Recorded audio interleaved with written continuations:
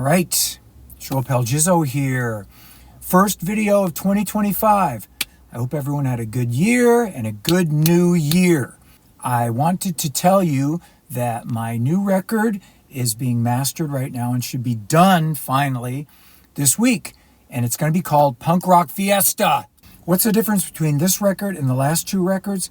This one's heavier, man. This one's heavier. I wanted to go heavier. I didn't want to turn into Billy Joel in 2025. I wanted to stay heavy. There's lots more guitars. Guitars. It's a goddamn guitar fiesta. It will be out in March. I'm going to release it and I'm going to have it ready for my tour in March when I do the UK. I want to tell people to subscribe to the channel in 2025. It's been a good year. We're almost up to 6,000. I mean, we're creeping up, man, which is great because I'm creeping. And pretty soon, things will just look rosier and rosier. And that's it. So please subscribe to the channel. Here we go.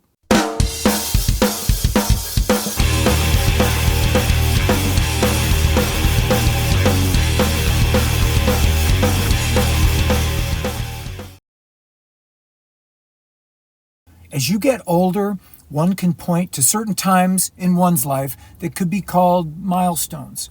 Turning 50 was a big one.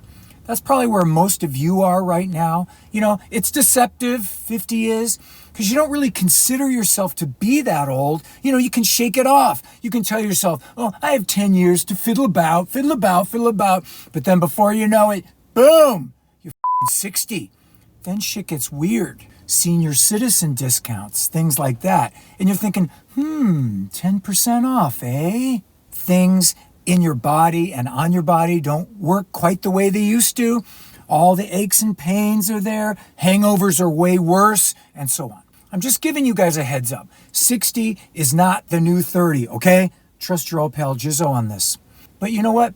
It's not all doom and gloom, people. There is one ray of sunshine as I approach elder statesman status here in the classic rock community. I am about to celebrate my 10th wedding anniversary. 10 years, still married to my lovely wife. It's shocking, really. It's astounding. Most of my relationships have only lasted 10 minutes. So how can this one have lasted 10 years? How can this be? Well, let's dive in. Getting older helps. If you've been a hound dog for most of your touring life, then hopefully, you've gotten most of it out of your system. Also, getting sober helps. There's way less stupidity associated with being a sober musician than being a f***ed up alcoholic musician. Of course, it also helps that the internet is like some giant Venus flytrap just waiting to trap some poor fool. And trap they do. Still, Dave Grohl being the latest example. I don't know anything about that story, and I don't really care, but I do know that he's way higher up on the food chain than I am, so the amount of temptation he has to deal with is probably increased dramatically. But a f*** up is still a f*** up, as they say, so I guess he's f***ed. At that level, you almost need a Ray Donovan at your side day and night to bat off the thousands of girls that want a piece of your pie. Gentlemen, that tasty little salad comes with a price. Being married to a musician has its own set of problems. You see, if your musician husband is a weekend warrior on the local scene and is only playing the clubs on the weekends, well, that does make life simpler because he's not traveling all the time. He still comes home every night. And most likely, he's got a day job that keeps him normal. He's not some 55-year-old dude high on goofballs that still thinks it's 1987 and thinks the record companies are lining up in some creepy bidding war to sign his Stone Temple Pilots tribute band. Because guess what? They're not. If your husband is exhibiting these symptoms of severe rock star delusion and you've been married to him for a number of years, then I hate to say it, but you, the wife, are partly to blame here.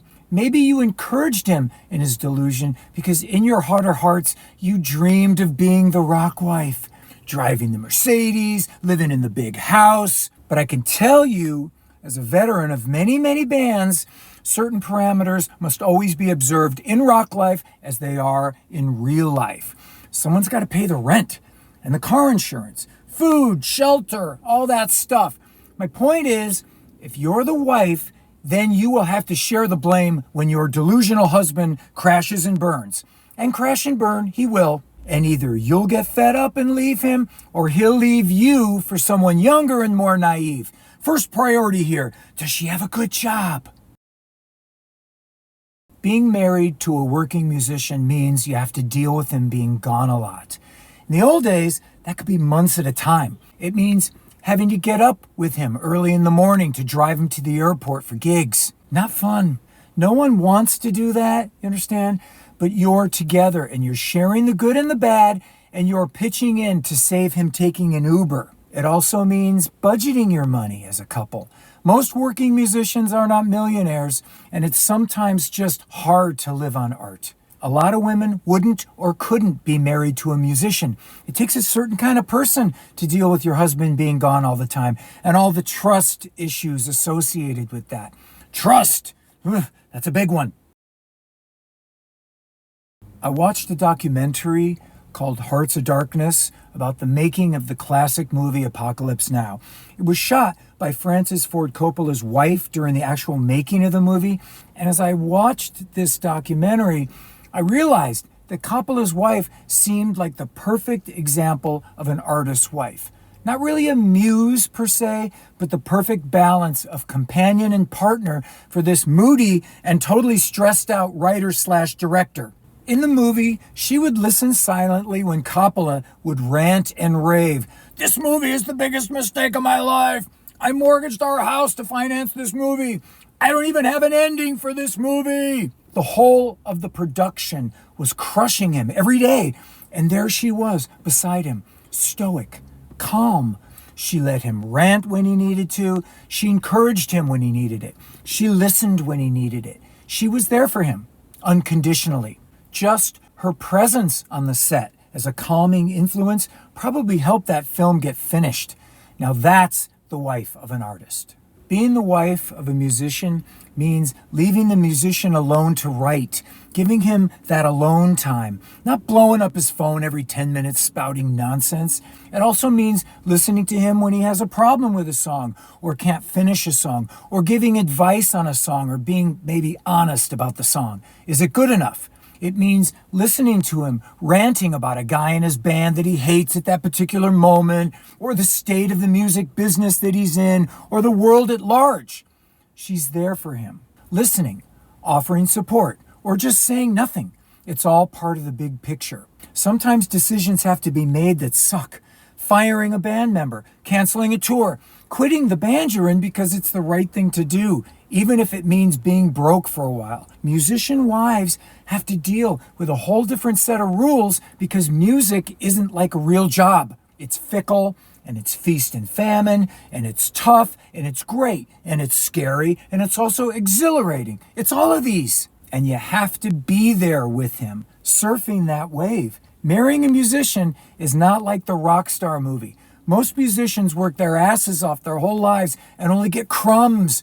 All that effort, writing music, recording music, making music, and then for all your work, you get crumbs. Wow, reality check. And it's true that most rock marriages don't last. The constant cheating, money problems, drugs and alcohol. The reality of the music business in 2025 is everyone wants to nickel and dime you. The club wants a piece of your merch.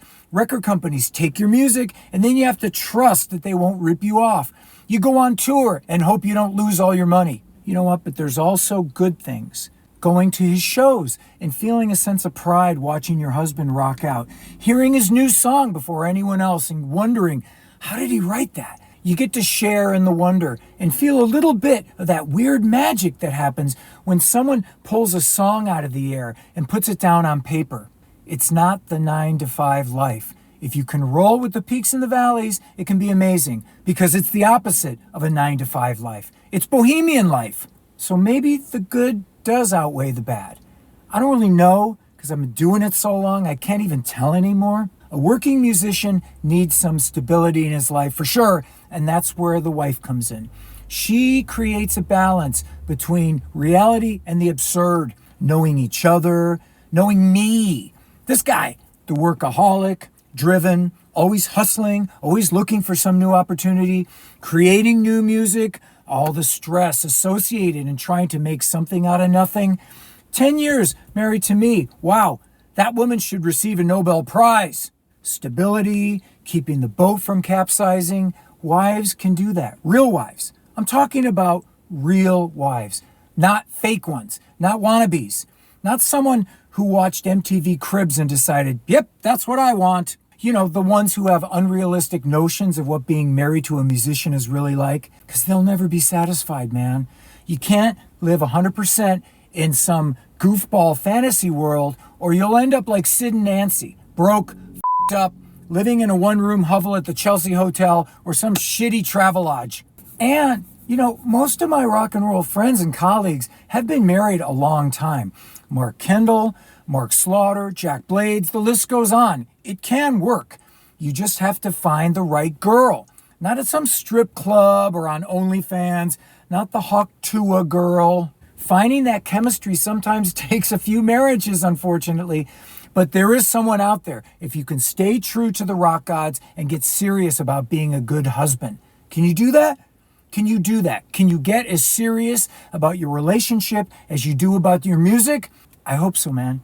I want everyone to be happy and healthy in this new year so you can go to my shows and buy my merch. That's it. Joel Palgizzo, rockin' and rollin'. We'll see you next time.